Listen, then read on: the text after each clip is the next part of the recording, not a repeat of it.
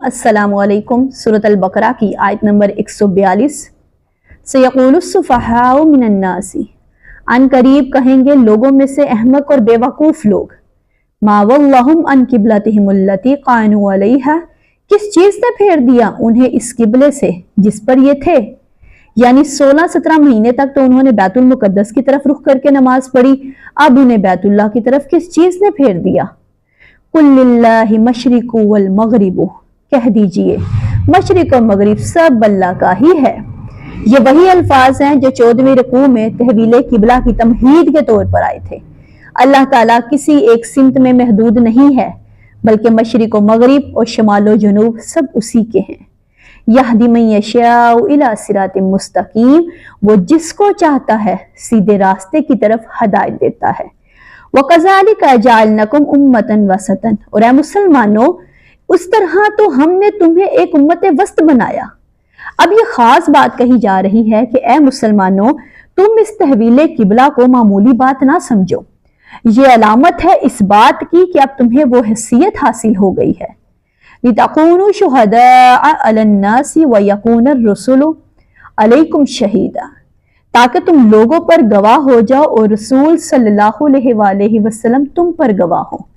اب یہ تمہارا فرض منصبی ہے کہ رسول اللہ صلی اللہ علیہ وآلہ وسلم نے جس دین کی گواہی تم پر اپنے قول و عمل سے دی ہے، اسی دین کی گواہی تمہیں اپنے قول اور عمل سے پوری نوع انسان پر دینی ہے۔ اب تم محمد رسول اللہ صلی اللہ علیہ وآلہ وسلم اور نوع انسانی کے درمیان واسطہ یعنی ایک لنک بن گئے ہو۔ اب تک نبوت کا سلسلہ جاری تھا، ایک نبی کی تعلیم ختم ہو جاتی یا تحریف ہو جاتی تھی تو دوسرا نبی آ جاتا تھا۔ اس طرح پے در پہ انبیاء اور رسل چلے آ رہے ہیں اور ہر دور میں یہ معاملہ تسلسل کے ساتھ چلا آ رہا ہے۔ اب محمد رسول اللہ صلی اللہ علیہ وآلہ وسلم پر نبوت ختم ہو گئی، لیکن نسل انسانی کا سلسلہ تو قیامت تک جاری رہنا ہے، لہٰذا اب آگے لوگوں کو تبلیغ کرنا، ان تک دین پہنچانا، ان پر حجت کرنا اور شہادت کا فریضہ سر انجام دینا کس کی ذمہ داری ہے؟ پہلے تو ہمیشہ یہی ہوتا رہا ہے کہ اللہ کی طرف سے جبرائیل وحی لائے اور نبی کے پاس آ گئے، نبی نے لوگوں کو سکھایا۔ اب یہ معاملہ اس طرح ہے کہ اللہ سے جبرائیل وحی لائے محمد رسول اللہ صلی اللہ علیہ وآلہ وسلم کے پاس، اور محمد نے سکھایا تمہیں، اور اب تم نے سکھانا ہے پوری نوع انسان کو، تو اب تمہاری حیثیت درمیانی واسطے کی ہے۔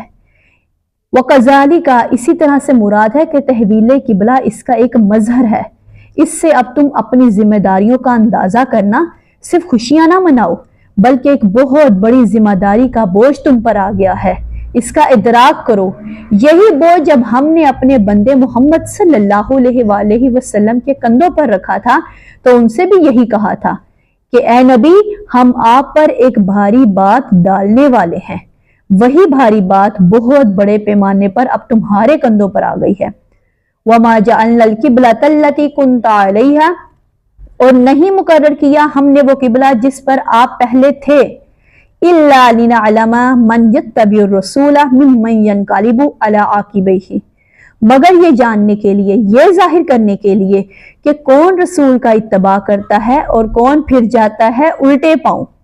یہاں اللہ تعالیٰ نے بیت المقدس کو قبلہ مقرر کرنے کی جو نسبت اپنی طرف کی ہے، یہ بھی ہو سکتا ہے کہ اللہ تعالیٰ نے ہجرت کے بعد وحی خفی کے ذریعے نبی صلی اللہ علیہ وآلہ وسلم کو بیت المقدس کی طرف رخ کر کے نماز پڑھنے کا حکم دیا ہو، اور یہ بھی ہو سکتا ہے کہ یہ حضور صلی اللہ علیہ وآلہ وسلم کا اجتہاد ہو اور اسے اللہ نے قبول فرما لیا ہو۔ رسول اللہ صلی اللہ علیہ وآلہ وسلم کے اجتہاد پر اگر اللہ کی طرف سے نفی نہ آئے تو وہ گویا اللہ ہی کی طرف سے ہے۔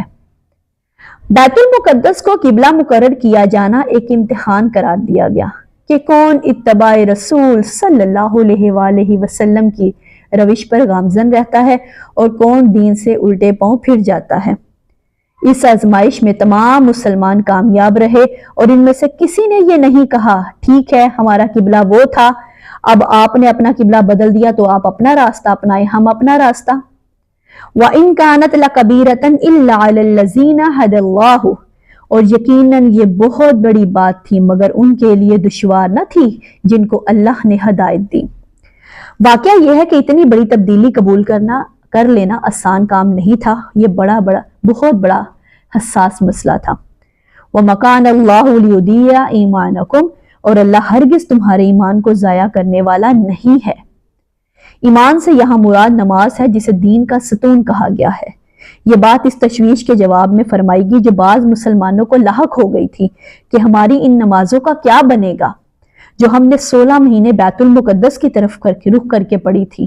مسلمان تو رسول اللہ صلی اللہ علیہ وآلہ وسلم کے حکم کے پابند ہیں۔ اس وقت رسول کا وہ حکم تھا، وہ اللہ کے ہاں مقبول ٹھہرا۔ اس وقت وہ حکم ہے جو تمہیں رسول کی جانب سے مل رہا ہے، اب تم اس کی پیروی کرو۔